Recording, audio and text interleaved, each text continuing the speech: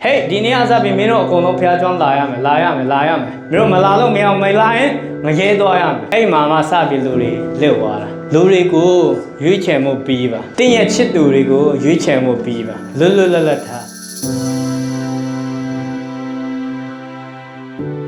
အားလုံးပဲမင်္ဂလာပါ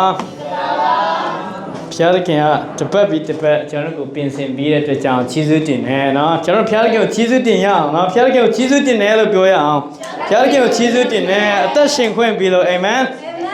ဒီနေ့အတစ်တော်အရာဖျားခင်ကတင့်ကိုဖွင့်ပြမှာဖြစ်တယ်အတစ်တော်အရာတင်ပြုတ်ပင်ရမယ့်အရာတွေရှိမယ်တင်လွတ်ချရမယ့်အရာတွေရှိကောင်းရှိလိမ့်မယ်ဖျားခင်ကတင့်ကိုအတစ်တော်နှလုံးသားအတစ်တော်နှုတ်ပတ်တော်အပြင်တင့်ကိုစကားပြောမှာဖြစ်တယ်အာမင်အဲ့တော့ကျွန်တော်တို့ကျမ်းပိုက်တစ်ပိုက်ကိုကျွန်တော်ဖတ်ရအောင်ယေရမိအခန်းကြီး7အငယ်9ကိုကျွန်တော်ဖတ်ရအောင်စိတ်နှလုံးသည်ခတ်သိမ်းသောအရာထက်စင်လဲတတ်၏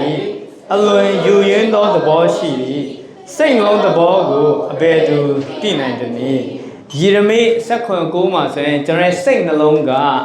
ကိုလှည့်ဖြားတတ်တယ်လို့ပြောတယ်အဲ့ဒါကြောင့်တကယ်ပဲစိတ်နှလုံးကနေထွက်လာတဲ့အရာတွေအားလုံးကကောင်းတာမရှိဘူးလို့ပြောတယ်အဲ့ဒါဆိုရင်စိတ်နှလုံးကိုဘယ်သူကသိမှလဲဆိုတဲ့မိခွန်းနဲ့ကျွန်တော်စရှင်နဲ့ဒီတစ်ပတ်မှာဖျားဖွင့်ပြတဲ့အကောင်းစဉ်ကတော့ကျွန်တော်တို့ a heart decision ကျွန်တော်ပြောရအောင် a heart decision ဘိနာလူတွေကိုပြောရအောင် a heart decision မြန်မာလိုကြတော့နှလုံးသားအရာဆုံးဖြတ်ခြင်းနော်နှလုံးသားအရာဆုံးဖြတ်ခြင်း a heart decision ဒီပုံမှာကျွန်တော်ဆွဲထားတဲ့ AI ကိုဆွဲထားခိုင်းတဲ့ဟာရှိရဲပေါ့နော် AI ကကျွန်တော်ကိုခိုင်းတာမဟုတ်ကျွန်တော် AI ကိုပြန်ခိုင်းတယ်အဲ့ထဲမှာဒီနှလုံးသားသိငယ်လှပတဲ့နှလုံးသားကဒီမှာအများကြီးပတ်စံဒါမှမဟုတ်စိတ်ပျော်ရွှင်မှု social media စုံစမ်းခြင်းဒါမှမဟုတ်business စီးပွားရေးအောင်မြင်ခြင်းတွေအများကြီးရှိလိမ့်မယ်တင့်ရဲ့နှလုံးသားကနေစီးဆင်းနိုင်တဲ့အရာဒါပေမဲ့သူတခုထူးထားတဲ့အရာရှိတယ်တင့်ကိုဖျားခင်ခေါ်တာအမဲတန်တင့်ရဲ့နှလုံးသားကဘယ်သူကြည့်ဖို့လဲဆိုရင်ယေရှုကိုကြည့်ဖို့ဖြစ်တယ်တင်မကြည့်တဲ့အခါမှာတင့်ရဲ့နှလုံးသားဘာဖြစ်လာလဲဆိုရင်ယေရမိမှာခုနပြောသလိုပဲဗာလဲတင့်ရဲ့နှလုံးသားက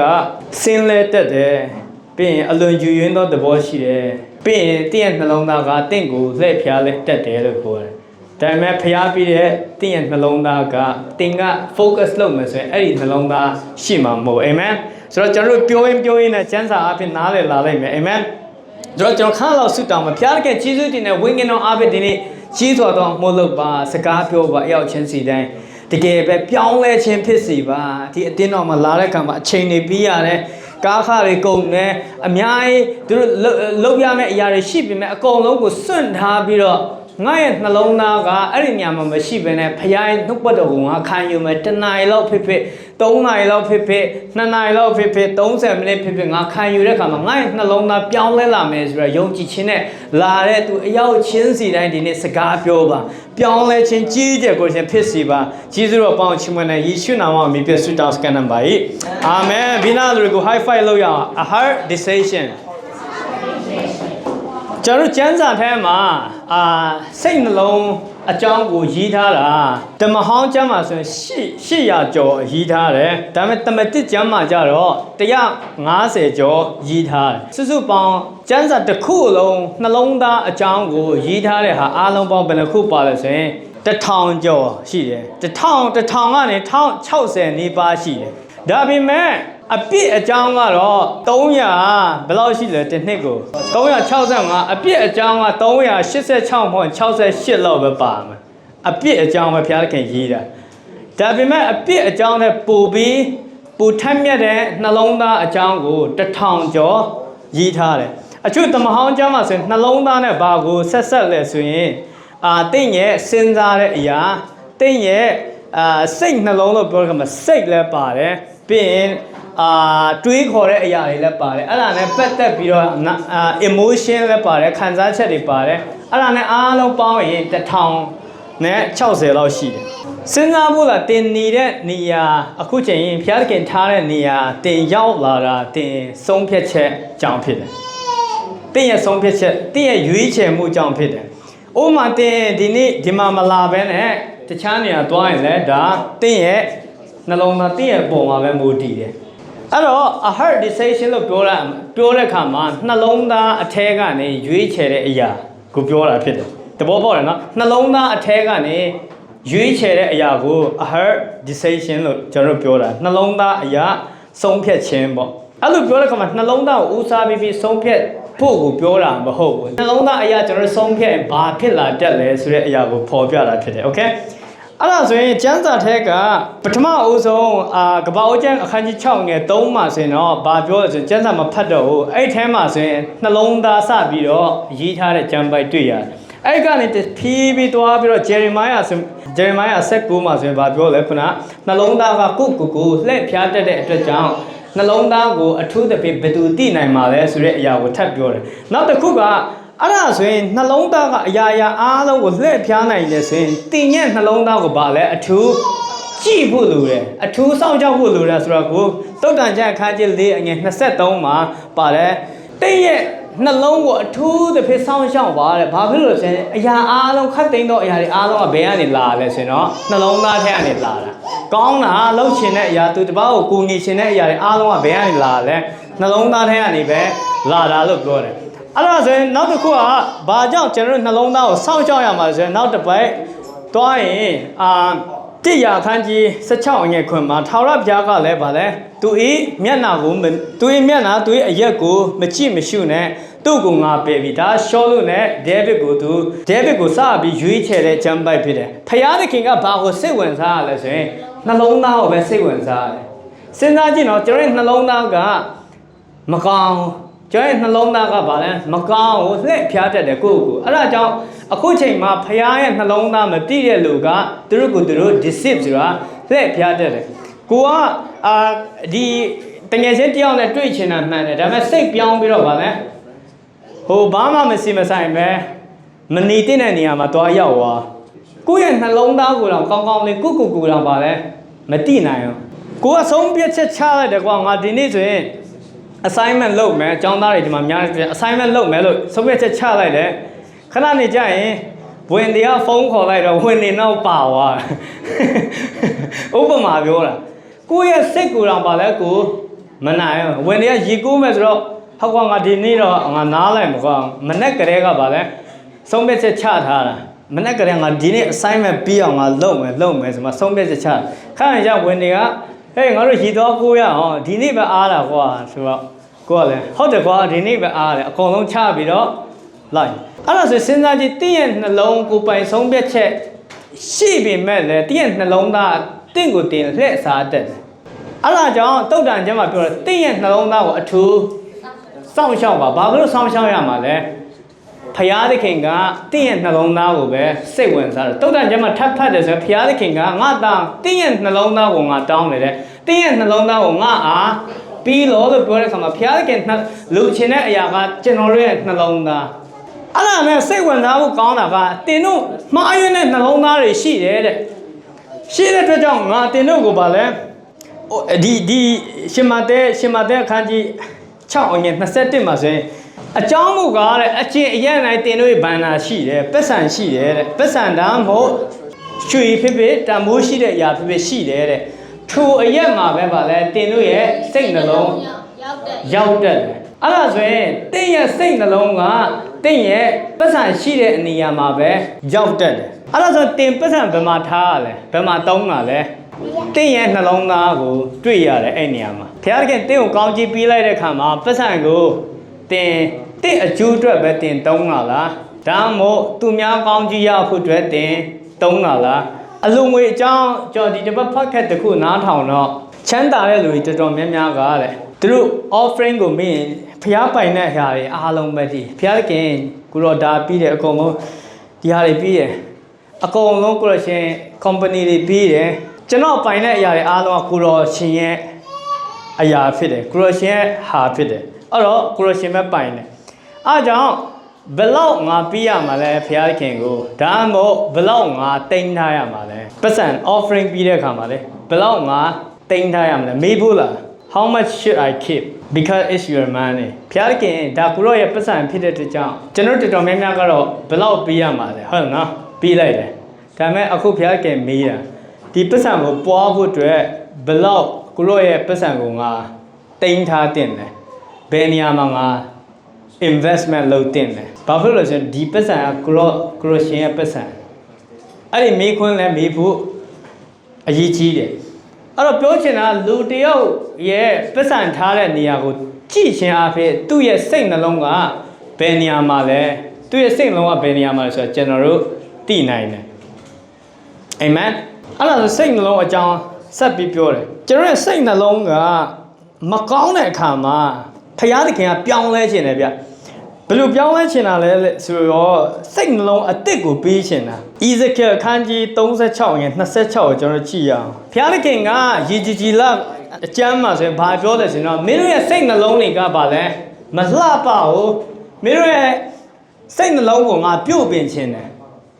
အဲ့တော့မင်းတို့ကငါဂတိတစ်ခုပေးမယ်တဲ့စိတ်နှလုံးသစ်ကိုငါပေးမယ်ပြီးရင်တဘောသစ်ကိုတွင်းထားမယ်တင်ရဲ့ခန္ဓာကိုအထက်ကကြောက်နှလုံးသားကိုဖယ်ပြီးတော့အသားနှလုံးသားကိုငါပေးမယ်ဆိုမှဘုရားသခင်ကျွန်တော်ရဲ့မာကြောနေတဲ့နှလုံးသားကိုသူကလွတ်ပစ်ချင်တာအဲ့ဒါဆိုဘာဖြစ်လို့နှလုံးသားအကြောင်းကျွန်တော်အရင်ပြောလဲဆိုရင်ဒီမှာဆိုရင်နှစ်ခုရှိတယ်ပထမလူတယောက်ကိုတင်အလုတ်ခိုင်းတဲ့အချိန်ဆိုရင်သူပြောလိမ့်မယ်သူတကယ်လှုပ်ချင်လို့လှုပ်တာလားဒါမှမဟုတ်သူလှုပ်ရမယ်ဆိုတဲ့တာဝန်အနေဖြင့်သူလှုပ်တာလားကောလောသဲခန်းကြီး3:23ကိုကြည့်ရင်ဘာပဲလှုပ်လို့တဲ့ဘာပဲလှုပ်လို့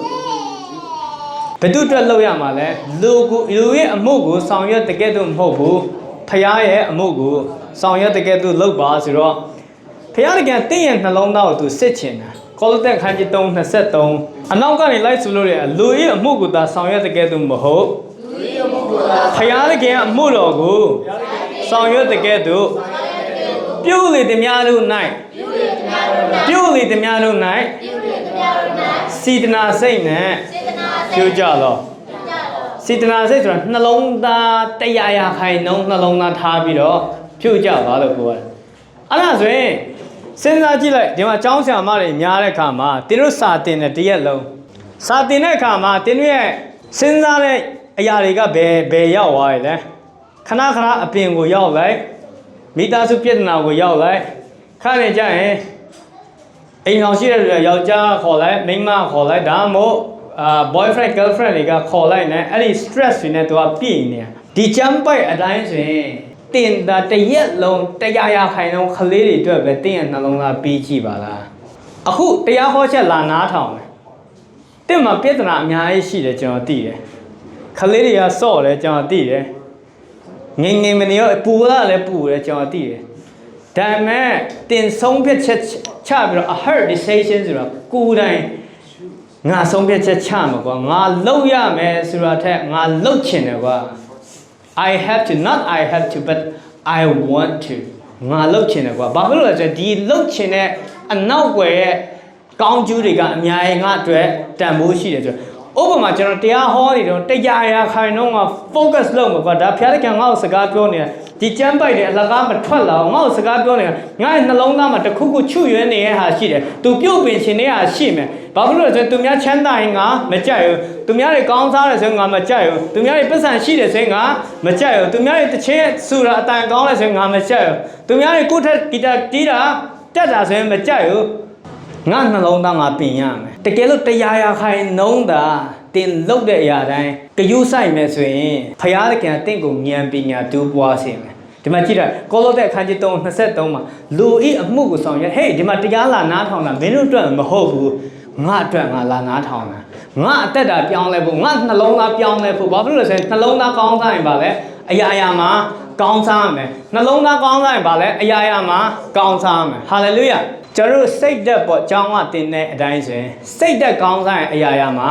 ကောင်းစားမယ်တင်းရဲ့စိတ်သက်ကမကောင်းနေတွေ့သူများကြီးပွားတာကိုတင်းမနာလို့ရဲအဲ့လိုမျိုးဖြစ်နေတွေ့ တင်းထက်တော်တဲ့လူကိုတင်ကချီးကျူးမဲ့အစားသူတို့စီကတင်ယူမဲ့အစားသူတို့ကိုမနာလို့သူတို့စီကမတင်ယူချင်ဘူးဆိုရင်တင်ကြံခဲ့မှာတကယ်လို့တရားရခိုင်တော့အလုတ်ထဲမှာရော worship ဦးဆောင်တဲ့တရားရခိုင်တော့ငါဦးဆောင်မှာကွာငါဘယ်အရာမှပြုမဆိုင်မိသားစုကိုဆုံးမတဲ့ခါမှာလဲခလေးတွေကိုဆုံးမရင်တရားရခိုင်တော့ငါဆုံးမမယ်ငါဒီအလုတ်သွားမယ်ဆိုတရားရခိုင်တော့ဒီအလုတ်အတွက်ပဲငါသွားမယ်ခွေးဟောင်းတိုင်းငါကဲနဲ့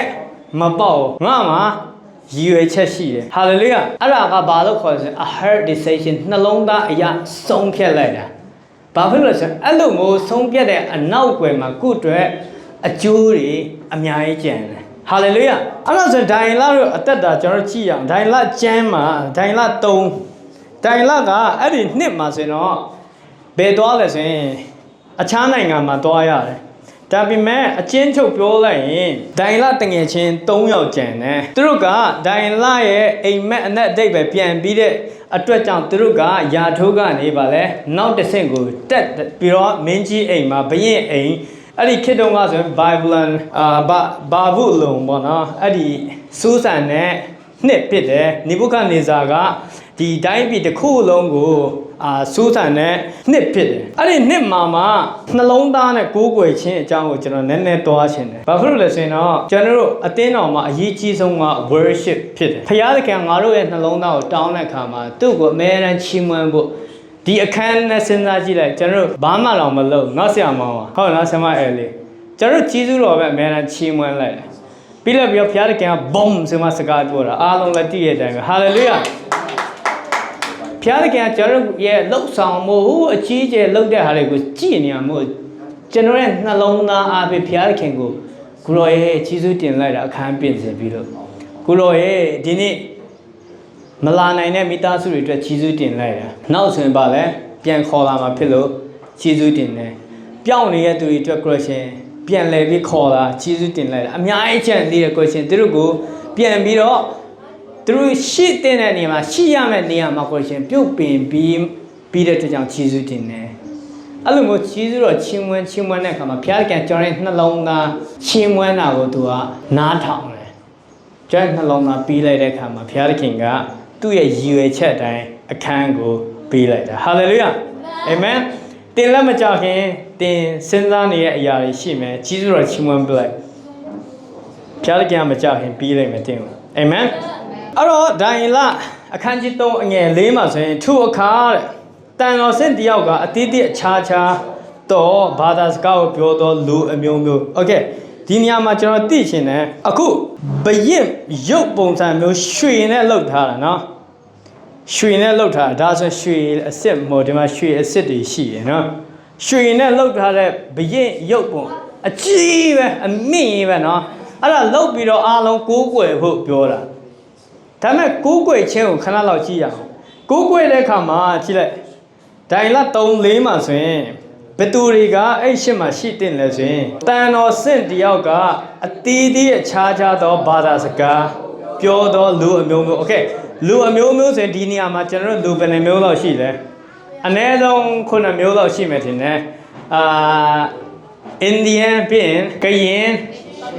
ဗမာချင်းမွန်ရခိုင်ရှိရနော်ဒီမှာဝင်ဒီရောရခိုင်ဆက်လားရခိုင်မဆက်မွန်ဆက်လားမဆက်ရှမ်းโอเคရှမ်းပြင်နိုင်ဂျီးရီးယားပြင်ဘာဆက်အောင်ပါလဲရခိုင်ကတော့ရှိပါဟိုမှာ European လား British နော် British ဆက်တာရှိတယ်တရုတ်ဆက်တယ်ဟုတ်တယ်အဲ့ကချင်လည်းရှိတယ်အခုကျွန်တော်ယင်နေရ17မျိုးရှိနေပြီဒီထဲမှာတော့ဟာလေလုယာအိုးဒဝဲကတက်ဟုတ်လို့လားတက်ဟုတ်လို့ဘိတ်ဒဝဲကရင်ထဲမှာပါတယ်မလားဟုတ်အေးကယားโอเคဒဝဲ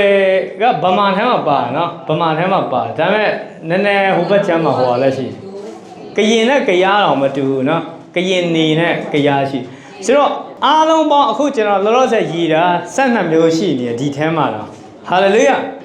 12မျိုးရှိတယ်ဆိုရင်စဉ်းစားကြည့် worship ဆိုတဲ့အခါမှာလူတစ်မျိုးထဲမှာဘုရားသခင်ကိုကိုးကွယ်ဖို့မဟုတ် ဒီနေရာမှာနည်းနည်းလေးစဉ်းစားစီခြင်းနဲ့ worship သမားတွေများတဲ့အတွက်ကြောင့်ဒီမှာအတီးတီးအခြားခြားသောဘာသာစကားကိုပြောတော့လူအမျိုးမျိုးတို့ပြီးရင်ငားမှာဆိုရင်တပူးခရဆောင်းဒီမှာဂီတာတွေအကုန်ပါတယ်ပလွေတယောပတ်တာအစရှိသောဒုတိယမျိုးစုံနော်မှုတ်တီးခြင်းကိုကြားတော့အခါနေဘုခနေဇာမင်းကြီးတီးဟူသောရွှေရုပ်တုကိုပြုတ်ဝဲကိုးကွယ်ရဒီရွှေရုပ်တုတော်အဲ့ဒီလူမျိုးစုံနဲ့ဒုတိယမျိုးစုံနဲ့ကိုးကွယ်မယ်ဆိုတော့တင့်ကိုဖန်ဆင်းတဲ့ဖရာတင့်မမွေးခင်ကလေးကအကျင့်စီရှိတဲ့ဖရာကဘာမတီမရှိငင်ကလေးကတင့်ကိုရွေးကောက်တဲ့ဖရာကိုတင်ဘာလို့မကိုးကွယ်မှာလဲစိတ်နှလုံးအကျဉ်းမဲ့ဘာလို့စိတ်တရားရခိုင်နှုန်းနှလုံးသားနဲ့ဟေးဒီနေ့ family problem အများကြီးရှိတဲ့အိမ်မှာဒါပေမဲ့ငါဒီကိုလာတဲ့ခါမှာဖရာကိုပဲကိုးကွယ်မှာငါကြီးစုတင်တဲ့ကိုတော့ပြုတဲ့အမှုသမီးကိုကဲလို့ကြီးစုတင်တယ်တားကိုကဲလို့ကြီးစုတင်တယ်အဲ့ရောက်ထဲမှာ question သူများနင်းဖို့လုပ်ပေမဲ့တားကိုကဲလို့ကြီးစုတင်တယ်ငါကိုးကွယ်ပြလိုက်မယ်ကွာဖရာကစိတ်လုံးတောင်းတယ်ဒီနေဘုခနေဇာမင်းကြီးကတာဝန်အရာ have to ဆိုမှသူကပြောလိုက်တယ်ဒါမဲ့ဒိုင်လာနဲ့သူ့ရဲ့တငယ်ချင်းတွေက3-6မှာဆိုမပြောက်ဝက်တဲ့လူကိုဘာလို့သွားမှာလဲမီးအိုင်ထဲကိုချမယ်အချင်းချုပ်ပြောလိုက်ရင်ဒိုင်လာ30နှစ်မှာဆိုအရှင်မင်းကြီးဂူတော်ဒီဘာလို့လဲနိုင်ငံတွေဝင်ကြီးအရာနဲ့ခန့်ထားလို့မတော့ယူရလို့ရှာရမေရှာအဘိနကောတို့အမေရှိတော်သူကိုအာနာပြုအာနာပမာဏမပြုတ်ပါကုတော်ဒီဖျားတို့ကိုကုတော်၏ဖျားတို့ကိုဗာလဲဝတ်မပြုတ်ပါကျွန်တော်တို့လူတွေလှုပ်ထားတဲ့အရာကိုကျွန်တော်မကိုးကွယ်ဘူးအသက်ရှင်သောဖျားဆိုရင်ခေါ်ရင်ထူးတယ်နေရာကိုမကိုးကွယ်ဘူးဖျားတကယ်ဒီနေရာမှာစကားပြောခဲ့တယ်ဒါမဲ့ဒီအဆောက်အုံကနေနောက်နှစ်ဟိုမှာပြောင်းတော့မှာဒီကိုလာမှလည်းမဟုတ်တော့ဒါမဲ့ဒီအဆောက်အုံကိုပဲဆွဲလန်းပြီးတော့ငါ့ကိုဒီမှာစကားပြောခဲ့တယ်ငါ့အသက်တာဒီမှာပြောင်းတယ်ငါဒီမှာနှစ်ချင်းထိုင်နေရာကိုမကိုးကွယ်ဘူးလောကနဲ့ကျွန်တော်လှုပ်ထားတာရှိဟုတ်နော်လောကနဲ့ကိုမကိုးကွယ်ဘူးဒါပုံတရံအနေဖြင့်လှုပ်တာလူလက်နဲ့လှုပ်တဲ့အရာတွေတခုမှမကိုးကွယ်ဘူးလူအချင်းချင်းလည်းမကိုးကွယ်ဘူးဟာလေလုယာ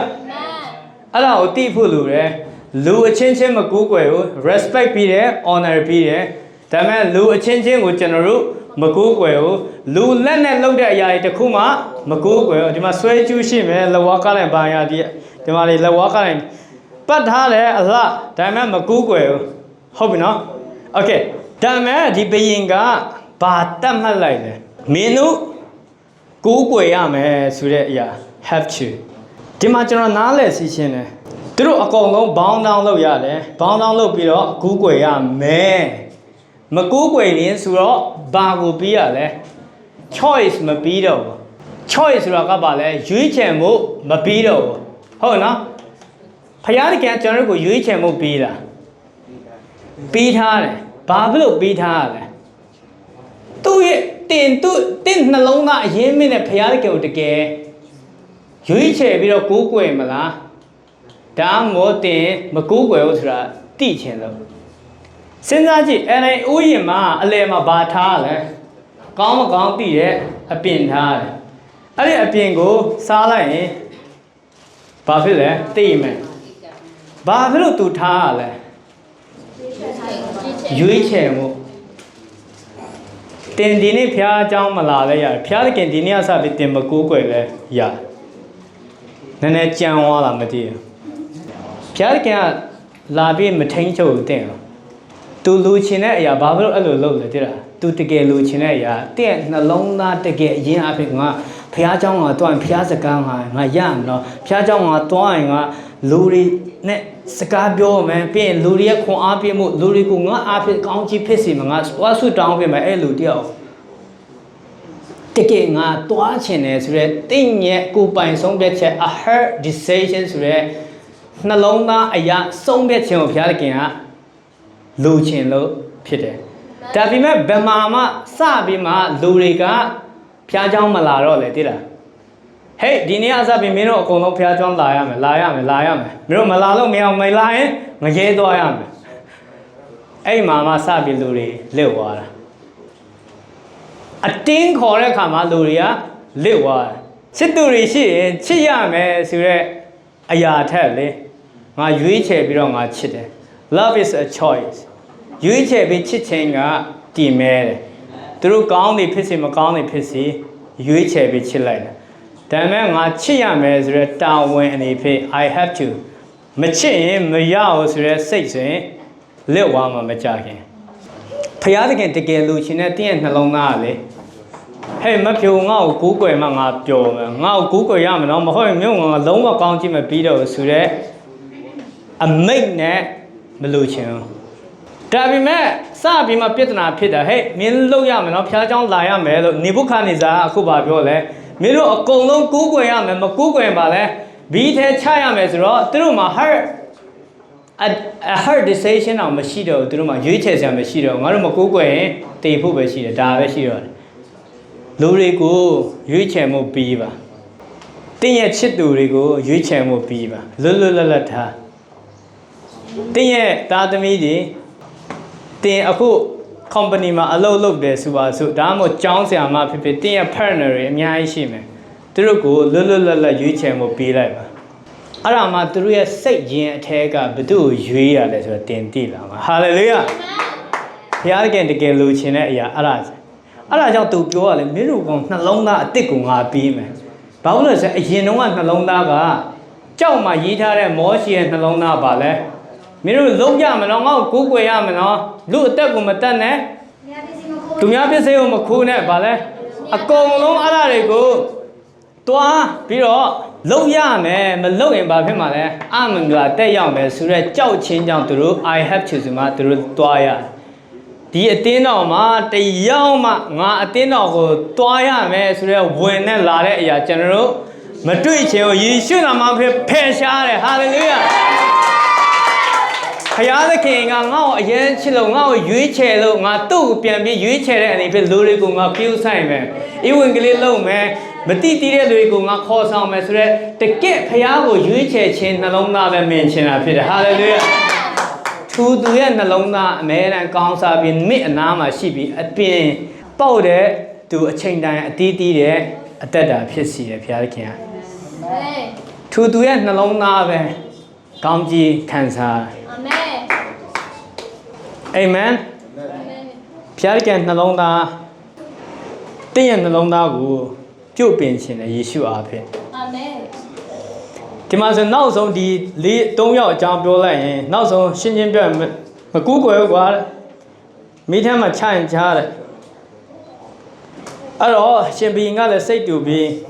20မှာဆိုတော့ချပြလိုက်တာပေါ့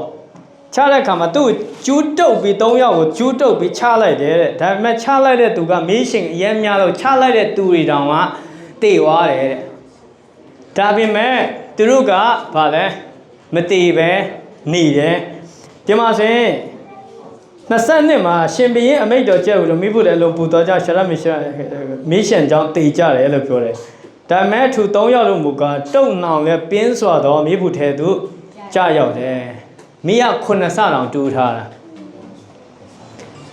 အဲ့ဒါနဲ့နိဗုခဒ်နေဇာမင်းက24မှာဆိုရင် तू အံ့ဩတယ်တင်လေလောကသားတွေတင်ဖျားเจ้าလာဖို့ဆုံးဖြတ်တဲ့အရာဖျားကတင်ရဲ့အပေါ်မှာကောင်းမြတ်လို့တင်ပြန်ပြီးတော့အစီခံတဲ့အရာသူတို့နားမလည်နိုင်ဘူးမင်းတို့ဒါဘာသာရေးဆွဲနေရဟုတ်နော်တင်ငယ်ချင်းတွေတို့တစ်ခါလာလဲဖျားเจ้าမဲ့လာမပြောနဲ့ဖျားเจ้าကဘာမှမလုပ်ပြီးဘူးနားမလဲဘူးသူတို့ဒါပေမဲ့တရက်နေဘုခနေစာမင်းကြီးကပါလဲအံ့ဩတယ်လို့တင်းရဲ့တငယ်ချင်းတွေတင့်ကိုစော်ကားတဲ့သူတွေနားမလဲတဲ့သူတွေအံ့ဩရတဲ့အခွင့်ကိုဘုရားသခင်တင့်ကိုပေးမှာဖြစ်တယ်ဟာလေလုယာအာမင်ဒီမှာသူအခါနေဘုခနေမင်းကြီးတွေအံ့ဩမင်းမောလျက်တဲ့အလင်းတစောထပြီးလင်3ယောက်တို့ဒီတုံအောင်ရဲ့မိထဲတို့6ပြီးတည်မဟုတ်တော့တဲ့တက်မိုးကိုသူမီးတယ်ဟုတ်တယ်တဲ့ဒါပေမဲ့ငါအခုမင်းနေရပါလေလူ3ယောက်မဟုတ်ပဲနဲ့4ယောက်ဖြစ်နေရဲ့ပြီးလည်းပြောတုတ်ထားတဲ့အရာတွေတော့အကုန်လုံးမရှိဘူးတဲ့သူလန့်နေ25မှာပြင်ဘာမှကိုဘီဥပနဲ့ကင်းလွတ်တယ်လို့သူပြောတယ်စတုထသူကဘယ်သူနဲ့တူရလဲဖယားရဲ့တာအစင်းတရာရှိတယ်ဆိုတာ son of man the son of God ပေါ့ဖယားရဲ့သားဆိုတော့ဒိုင်လာကျန်းနဲ့ဗျာဒိတ်ကျန်းနဲ့ ညီကိုလိုပဲတကယ်လို့ဒိုင်လာကျန်းကိုဖတ်ရင်ဗျာဒိတ်ကျန်းတဲ့တခါလဲဖတ်ရင်ပို့ပေးတင်နားလဲလာလိုက်မယ်တဲ့အဲ့မှာဆို the son of man လည်းသူပြောတယ် the son of God လည်းသူပြောတယ်လူသားပေါ့ပြီးရင်နောက်တစ်ခုကပါလဲဖျားသားနဲ့တူရဲတဲ့ဖျားသားနဲ့တူတာဘယ်သူပဲရှိရလဲတင့်ကိုအမဲနဲ့တင်နဲ့အတူရှိတဲ့အီမာနွေလဖျားဖြစ်တဲ့ယေရှုခရစ်တော်ပဲတင်နဲ့အမဲနဲ့တူရှိတယ်ဖြစ်တယ်ဟာလေလုယာဒါမဲ့ဒီဟာမချခင်လေသူတို့တစ်ခုဆုံးဖြတ်တယ်အပေါ်ပိုင်းမှာဘယင်းနဲ့အဲ့ရုပ်တုကိုငါတို့မကိုးကွယ်ဘူးဘယင်းရဲ့ရုပ်တုကိုငါတို့ရွှေရုပ်တုကိုလုံးဝငါမကိုးကွယ်ဘူးတဲ့အပေါ်ပိုင်းမှာဟုတ်နော်မိထဲချရင်ချပြလိုက်တယ်တကယ်လို့ငါတို့ဖခင်ကမကူခဲ့ရင်တော့မကယ်ခဲ့ရင်တော့ပါလဲငါတို့အဲ့ဒီလမ်းနဲ့ငါတို့သွားအောင်မယ်ဘာလုပ်လိုက်ရလဲa hard decision ဖခင်ကမျက်ရည်ကျပြီးစိတ်လုံးတူးထိတဲ့နေရာပါလဲနှလုံးသားတင့်နှလုံးသားအားဖြင့်ဖခင်ကိုပဲအရာခတ်သိမ်းတော့အထက်မှာတင့်ကိုတင်ဖခင်ကိုရွေးချယ်လိုက်တဲ့အခါမှာဖခင်ရဲ့မျက်ရည်ပျော်သွားတယ်ဟာလေလုယာဘယ်မှာပါလဲတိလားဟိဘဲအခန်းကြီး6ဟိဘဲအခန်းကြီး7အငယ်6မှာဆိုရင်ဘာပြောလဲယုံကြည်ခြင်းမရှိလေဘုရားသခင်ရဲ့စိတ်တော်နဲ့ပြောင်းပြန်လာကြည့်ယုံကြည်ခြင်းရှိလေဘုရားသခင်စိတ်တော်ကိုတူးထိနိုင်တဲ့ယုံကြည်ခြင်းဘယ်မှာပဲရှိတယ်တင်စပြီးနှလုံးသားအဖြစ်ငါရွေးချယ်စရာတွေအများကြီးရှိတယ်ဒီလမ်းတွေရောဟူလမ်းတွေရောငါ့ကိုနှစ်သိမ့်မဲ့လူလဲလူတယ်ကွာငါစိတ်သက်ကြတဲ့အချိန်ငါလူသားပဲအမဲနဲ့သူပြောလူသားဆိုတော့ဗာလဲစိတ်သက်ကြတက်တယ်ပြီးရင်ဟိုဖုန်းခေါ်မယ်ရနေလူရဲ့အားပြီးပါအောင်ကွာငါဖာစတာဖြစ်ပြီငါမရတော့ငါတိတ်တော့ငါစိတ်သက်ကြရနေလူအကူကြီးတောင်းတယ်မျက်နှိုးအကူကြီးတောင်းတယ်သူတို့ဘယ်တော့ပဲခွန်အားပြီးခဏပဲ9မိနစ်တောင်မခံအောင်ပြန်ပြီးစိတ်သက်ကြဒီနေ့ဖျားခင်ကအဲ့နှလုံးသားကိုပြုတ်ပင်ခြင်းလားဘယ်လိုပြုတ်ပင်ခြင်းလဲတဲ့ယုံကြည်ခြင်းရှိပါဘယ်လိုအခြေအနေမျိုးမှာပဲဖြစ်ငါမခံနိုင်တဲ့စုံစမ်းခြင်းဖျားခင်ငါ့ကိုရဲ့နှလုံးသားမှာဘယ်တော့မှမထဲတဲ့အတွက်ကြောင့်ရှာဒတ်မေရှက်အဘင်ကောလို့ပဲဘယင်းငါမင်းကိုမကူးကွယ်ဟဲ့ငါဖုန်းမခေါ်ဘူးမင်းဟဲ့ငါစိတ်သက်ကြတယ်မင်းငါမစိတ်မပူဂျိုးဟဲ့ငါစိတ်သက်ကြတယ်ပါလဲမင်းထမင်းခေါ်ထမင်းဟိုဆိုင်ပြီးတော့ဖွင့်မပြောငါဆုံးဖြတ်ချက်ချတယ်ငါစိတ်သက်ကြတယ်ငါရဲ့နှလုံးသားတကယ်ဖျားတကယ်လူချင်တဲ့နှလုံးသားလေသူ့ကိုဖွင့်ပြောတာဝါသူ့ကိုဖွင့်ပြောတာကျွန်တော်တငယ်ချင်းတွေကိုအရင်ဖွင့်ပြောဘူးဆရာမအဲလေးလည်းဖွင့်ပြောဘူးတယ်ဆရာမောင်တို့လည်းဖွင့်ပြောဘူးတယ်ဒါမဲ့ဖွင့်ပြောတဲ့အချို့ကိစ္စတွေကမပြည့်ရဆရာမနော်ကိုဟာနဲ့ကိုဖျားနဲ့ဒူးထောက်ပြီးဖျားရင်ကရိုရှင်နှစ်သိမ့်ချင်းလူပဲနော်ကရိုရှင်ရဲ့လမ်းပြဖို့လူအပ်တယ်နော်ဖျားနဲ့နဖိုးတွေ့ဒူးတွေ့ခုနလိုပဲရှာလက်မရှက်အဘိနဂေါလိုပဲဖျားကိုစပြီးဒီနှလုံးသားရွေးချယ်တဲ့အခါမှာငါဘယ်လိုပဲဖြစ်ငါလူတွေကိုငါမရွေးဘူးငါရွေးချယ်တဲ့အခါမှာဘာဖြစ်လဲသိလားဖျားကစပြီးစကားပြောတယ်ခုန3ယောက်အခုမင်းနာ4ယောက်အဲ့ထဲမှာဘယ်သူရှိနေလဲတင်တဲ့အတူကက်ကဘာကိုဆုံးသေးတယ်အောင်တင်တဲ့အတူငါရှိမယ်ဆိုတဲ့ဂတိပြီးတဲ့ယေရှုကအဲ့နေရာမှာရှိတာဖြစ်တယ်အာမင်ဘယင်အံ့ဩရတင်းရဲ့တငယ်ချင်းတွေအံ့ဩရလောက်အောင်ဘုရားခင်ကတင်းရဲ့အသက်တာမှာတက်တည်ထူလာမှာဖြစ်တယ်အာမင်တင်းရွေးချယ်မှုလုံးဝမမားနဲ့တင်းရွေးချယ်ခဲ့တာအများကြီးမှားဘူးလေကျွန်တော်ရွေးချယ်ခဲ့တယ်အများကြီးမှားဘူးလေဒါမဲ့ no more ယေရှုကစိတ်လုံးအသစ်ပေးမယ်ဆိုတာဘယ်မှာပေးလဲတဲ့ဟိဘဲကိုကျွန်တော်ကြည့်ရအောင်ဟိဘဲအခန်းကြီး8အခန်းကြီး8အငယ်7မှာပါမယ်10မှာလည်းပါမယ်ဒါပေမဲ့အခန်းကြီး8အငယ်7ကိုအရင်ဖတ်ရအောင်10ကနေဖတ်လို့ရတယ်နောက်အခါ၌ဣတိလာလူဘိုးတို့အောင်ငါပြီးအပ်သောပရိညင်တရားဟုမူကားငါထောင်ရဖျားသည်ငါပညတ်တော်တို့ကိုသူတို့ရဲ့စိတ်ဝိညာဉ်ထဲကိုတွင်းမယ်သူတို့နှလုံးပေါ်မှာရည်ထားမည်ငါသည်သူတို့၏ဖျားဖြစ်နေမယ်သူတို့သည်လည်းငါ၏လူဖြစ်ကြလိမ့်မယ်ပြီးရင်7မှာဆိုရင်သူအခါသူဘာထက်အဲ့လဲတဲ့သူအခါငါသည်သူတို့အပြစ်များကိုတေးခံမည်သူတို့ပြစ်မှားခြင်းလွန်ကျူးခြင်းအမျိုးမျိုးကိုငါမအောင်မိဘဲနေမည်ဟုမိတ်တော်မူ၏ဟာလေလုယာ 10မှာလည်းပါတယ်တန့်ရှင်သောဝိညာဉ်တော်က approve လုပ်ထားတယ်ဟီဘရဲ10ကိုတစ်ချက်တော့ကျမ်းစာအုပ်ပိုင်းဟီဘရဲ10ဟီဘရဲ10အငယ်ဆက်9ကနေစပြီးလို့ရမယ်15ကနေတန့်ရှင်သောဝိညာဉ်တော်ပြောပြသူတို့အငယ်တန့်ရှင်သောဝိညာဉ်တော်ကโอเคတန့်ရှင်သောဝိညာဉ်တော်ငါတို့အားတက်တည်ခုနပထမပြောတဲ့ခါမှာသူတို့ကိုငါစိတ်နှလုံးအသစ်ကိုငါပေးမယ်အရင်တော့ကကြောက်နှလုံးသားမဟုတ်ပဲအသားနှလုံးသားမှာငါရေထိုးမယ်ဆိုတဲ့အတိုင်းလဲမယ်ဆိုတဲ့အတိုင်းအခုယေရှုခရစ်တော်အားဖြင့်ဒီကျမ်းပိုက်မှာဘာအသက်တည်ဖြစ်တာလဲတန့်ရှင်သောဝိညာဉ်တော်အသက်တည်ပြောရအောင်တန့်ရှင်သောဝိညာဉ်တော်အသက်တည်တဲ့နှလုံးသားအတစ်လားအဟောင်းလားဆိုတော့ confuse ဖြစ်စရာမလိုတော့ဘယ်သူအသက်တည်ရှိရလဲတန့်ရှင်သောဝိညာဉ်တော်အသက်တည်ဘာပြောရလဲအဲ့မှာဆိုရင်နောက်အခါဆက်ပြီးဖတ်ကြရအောင်နောက်ငါထောင်ရပြားတယ်ငါပညတ်တို့ကိုသူတို့ရဲ့စိတ်လုံးထဲမှာပြီးသွင်းပြီးသူတို့စိတ်ဝိညာဉ်အပေါ်မှာရည်ထားပြီးအထက်မိတ်တော်မူပြီးမှတဖန်တို့သူတို့ရဲ့ပြစ်မှားခြင်းလွန်ကျူးချက်မျိုးမျိုးကိုငါမအောက်ပဲမိပဲနေမယ်ဟုလာသည်သူအပြစ်တို့ကိုလွတ်ပြီးလေတည့်ရဲ့အပြစ်ကိုလွတ်ပြီးလေနောက်တစ်ဖန်အပြစ်ဖြေတော့ရစ်ပူတော်ဆရာအကြောင်းမရှိတင့်ရဲ့အပြစ်ကိုတခါတည်းယေရှုခရစ်တော်အားဖြင့်လွတ်ပေးပြီးတဲ့နောက်မှာနောက်တစ်ခါတင်အပြစ်တင့်အပြစ်တွေပြန်ပြီးတောင်းပန်ဖို့တင့်အပြစ်တွေပြန်ပြီးရစ်ပူတော်ဖို့မလိုတော့ဟာလေလုယာယေရှုကတင့်ရဲ့နောက်ဆုံးရစ်ဖြစ်တယ်တင့်ရဲ့နှလုံးသားကိုပြောင်းပြီးတယ်ဒီမှာကြည့်နောက်ကျမ်းပိုက်နှစ်ပိုက်အားဖြင့်ကျွန်တော်တက်တည်ပြမယ်ပထမကတစ်ကောအခန်းကြီး2အငယ်16မှာပါတယ်တစ်ကောအခန်းကြီး2အငယ်16မှာဆိုရင်တစ်ကောအခန်းကြီး2အငယ်16မှာဆိုရင်ထူလူကိုတွင်တင်နိုင်မည်အကြောင်းအဘယ်သူသည်ထာဝရဘုရားစိတ်တော်ကိုတည်တယ်โอเคပထမကျမ်းမှာဖြစ်တယ်စိတ်လုံးကဘာလဲယူယွင်းနဲ့ပြက်စီးတယ်ကိုယ့်ကို deceive လုပ်တဲ့အတွက်ကြောင့်ဒီစိတ်နှလုံးကိုဘယ်သူတည်နိုင်မှာလဲလို့ပြောရနော်ဒါပေမဲ့အခုကယေရှုခရစ်တော်ချိန်သွားတယ်ဘယ်မှာချိန်သွားလဲသိလားငါတို့မူကားပြောရအောင်ငါတို့မူကားခရစ်တော်ရဲ့စိတ်ကိုခံရကြ၏အင်္ဂလိပ်လိုဆိုရင် we have the mind of Christ ယေရှုခရစ်တော်စိတ်နှလုံးအသစ်ကိုကျွန်တော်ပြောင်းလဲလိုက်ပြီဖြစ်တယ် hallelujah ယန်သူအသစ်ကိုလာတိုက်ခိုက်တဲ့အခါမှာဟဲ့နင်းစိတ်လုံးမကောင်းတော့နင်းမကောင်းတော့ရာဇာနင်းစိတ်လုံးမကောင်းတော့သူများကိုမနာလို့တယ်ဟောအလုပ်တယ်နော်လာပြောရင်တော့မှဗာလဲတင်ဝင်ခံရမှာကယေရှုအားဖြင့်ငါရဲ့စိတ်လုံးအဟောင်းကို replace ဆိုတာဗာလဲပြောင်းလဲလိုက်တယ်ငါ့ကိုစိတ်လုံးအသစ်ပြီးလိုက်တယ်ဟီပြဲမှာလည်းနှစ်ပိုက်တောင်ပါတယ်အခုတစ်ကောင်းမှလည်းပြန်ပါပြီငါမှာဗာလဲယေရှုရဲ့စိတ်သဘောထားရှိတယ်ယေရှုရဲ့စိတ်နှလုံးငါမှာရှိတယ်ဟာလေလုယာယေရှုရဲ့စိတ်နှလုံးကဖြိုစင်လားယေရှုရဲ့စိတ်နှလုံးကသူများကိုမနာလို့လား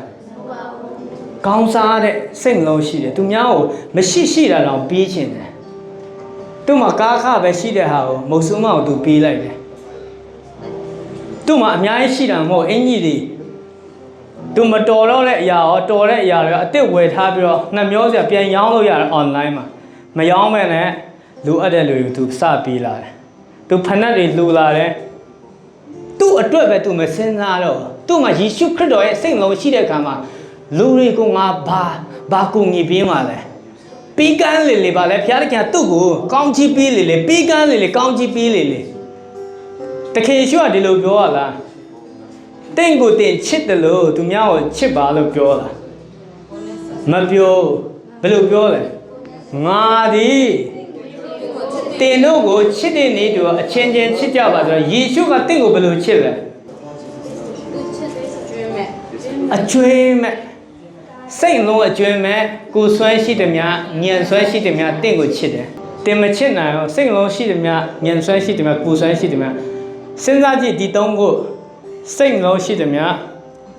ညံဆွဲရှိတယ်များကိုဆွဲညံတွေးရတယ်ကိုခန္ဓာကိုစိတ်ဒီသုံးပါးအတိုင်းယေရှုခရစ်တော်တရားရခိုင်တော့ focus လုပ်ဖို့ဘယ်လို့မှမဖြစ်နိုင်အောင်တင် message ဟင်းချက်တဲ့ချိန်ဘာအကြောင်းစဉ်းစားလဲဟင်းအကြောင်းမစဉ်းစားလဲအခုကျွန်တော်တရားဟောတဲ့ချိန်ဘယ်သူအကြောင်းစဉ်းစားလဲယေရှုအကြောင်း မောအချို့ဥပမာပြလိုက်ရင်ဥပမာကြောင့်မြန်တို့ခေါ်လိုက်ဘယ်သူအကြောင်းစဉ်းစားလဲမြန်တို့ယေရှုပြောချင်တာတရားရခိုင်တော့စိတ်လုံးအကျွမ်းမဲ့ကိုယ်ဆွဲရှိတယ်ဉာဏ်ဆွဲရှိတယ်သူ့ကို focus လုပ်မယ်ဆိုတော့ဘလို့မှမဖြစ်နိုင်အောင်ဉာဏ်နဲ့စဉ်းစားရင်တော့မှဒီကူကလည်းသူ့အတွက်ဖြစ်ရမယ်ဘလို့မှမဖြစ်နိုင်အောင်အဲ့ဒါကြောင့်မင်းတို့မလုပ်နိုင်အောင်မဟုတ်လားတဲ့ငါလုပ်မယ်တဲ့သူလာပြီးတော့ဘယ်ကနေလာလဲဖယားအရာကနေနှိတ်ချစွာနဲ့လူစားတိခံပြီးတော့ကျွန်တော်တို့နေတယ်လို့သူနေတယ်မင်းတို့မလုပ်နိုင်တဲ့အရာတွေအားလုံးမင်းတို့ငါ့ကိုမချစ်နိုင်အောင်မဟုတ်လားငါအကုန်လုံးချစ်မယ်သူအသေးခံသွားတယ်တင်းအတွက်ကျွန်တော်အတွက်အဲ့လိုနဲ့ကျွန်တော်တို့ကိုစိတ်လုံးအတစ်ပေးလိုက်တယ်နောက်ကြံပိုက်တစ်ပိုက်မှာဘယ်လိုပြောလဲသိလားဖိလိပ္ပိခန်းကြီး2ငယ်9မှာဆိုရင်ယေရှုခရစ်တော်၌ရှိတော်စိတ်တဘောကိုတင်းတို့၌လည်းရှိစီကြတော့ခရစ်တော်၌ရှိတော်စိတ်တဘောကိုတင်းတို့၌ရှိစီကြတော့မြန်မာလိုကြတော့တိတ်မတိဘူးဒါပေမဲ့အင်္ဂလိပ်မှာဆိုစဉ်းစားကြည့်လိုက်အင်္ဂလိပ်မှာ9မှာဆိုကြည့်လိုက် let နောက်တစ်ခု let this mind be in you which was also in Christ Jesus let လို့ပြောတဲ့အခါမှာပါလဲရှိပြီးသားကိုပြောနေတာတဲ့မှာယေရှုခရစ်တော်ရဲ့စိတ်လုံးရှိပြီးသားဖြစ်တဲ့အတွက်ကြောင့်အဲ့ဒီစိတ်ကိုယနေ့ကစပြီးပါလဲထွက်စုအဲ့ဒီစိတ်အားဖြစ်ပါလဲလင်းစီတဲ့မှာလင်းရှိပြီးသားဖြစ်တဲ့အတွက်ကြောင့်ပါလဲထပ်ပြီးလင်းခိုင်းတဲ့မှာအချစ်ရှိတဲ့အတွက်ကြောင့်သူများကိုချစ်ပါ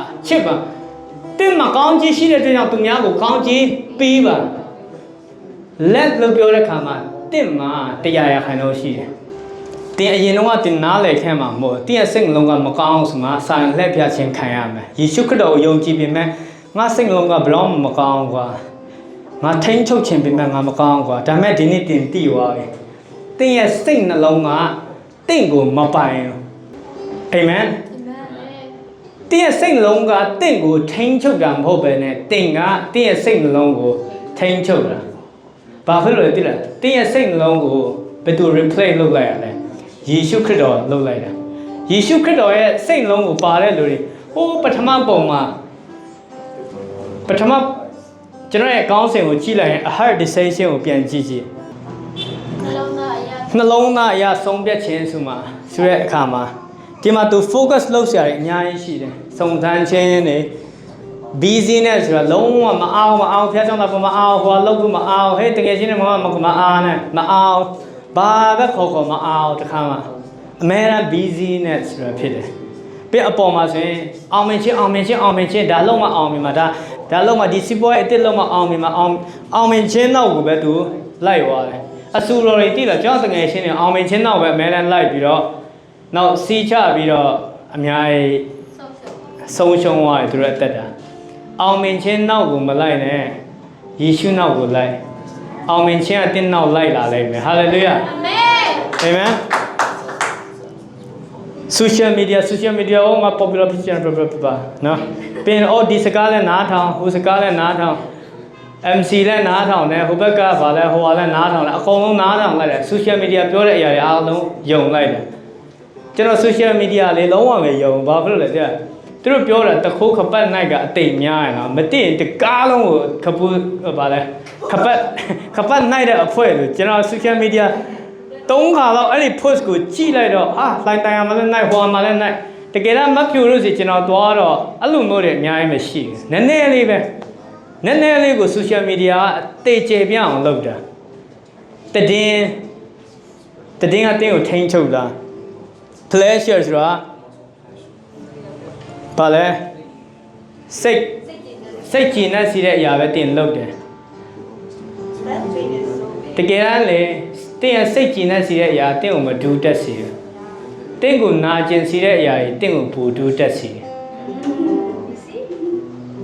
မနာကျင်မဲနဲ့တင်းမတက်လာအာမင်မိခင်တယောက်ဒီလောက် strong ဖြစ်လာတာတင်းနာကျင်မှုတွေအများကြီးဖြတ်ကျော်ခဲ့တယ်ဟာလေလုယာမာနေပတ်စံနောက်လိုက်တယ်ကျွန်တော်အောက်ထပ်မှာကြတဲ့တင်ပြီးတာငွေနောက်မလိုက်နဲ့ဖျားသခင်ကောင်းကြီးနောက်လုံးဝမလိုက်နဲ့ကောင်းကြီးအရှင်ကိုလိုက်ငွေကအတုအစ်စ်ကဘယ်သူလဲဖျားအဲ့အတုနောက်ကိုလိုက်ရင်အတုနောက်မှာပဲအကုန်လုံးတင်းရဘွားတစ်ခုလုံးဖျားဆိုလို့လောကသားတွေနားလဲအောင် ရည်ရွယ်ချက်ကိုလိုက်ဖျားတဲ့ရည်ရွယ်ချက်နောက်ကိုလိုက်ရင်ပတ်စံဆိုတာလိုက်လာလိုက်မနေ့ကကျွန်တော်တို့တကယ်ချင်းအချွတ်နဲ့စကားပြောတယ်မင်းရဲ့ရည်ရွယ်ချက် vision ကဘာလဲတင်းရဲ့ vision ကသူများတော့ကောင်းကြည့်မဖြစ်မဲ့ vision ဆိုရင်ဖျားတဲ့ကဖြစ်မြောက်မှာမဟုတ်အဲ့ vision တင်းရဲ့ vision တိုင်းမှာလူတိုင်းအတွက်ကောင်းကြည့်ဖြစ်စီမဲ့ vision ဖြစ်ရမှာတင်ဥပမာဖနက် company တီထောင်ရှင်းနေဆိုရင်အဲ့ဖနက်အားဖြင့်လူတွေမြောက်များဆိုတာရှင်းရဲတဲ့လူတွေရောအကုန်လုံးကောင်းကြည့်ရစီဖို့ဆိုရင်ဘုရားသခင်ကဖနက်ဆက်ယုံပြီးလိုက်မယ်တင်တကယ်လို့တင့်အတွက်ပဲတင့်မိသားစုတင်အင်ဝယ်ဖို့ကားဝယ်ဖို့ဆိုရင်မပြီးဘူးဘာဖြစ်လို့လဲဆိုတော့ဘုရားသခင်ကောင်းကြီးကတင့်အတွက်ပဲမဟုတ်တင့်အားဖြင့်လို့ပြောတာ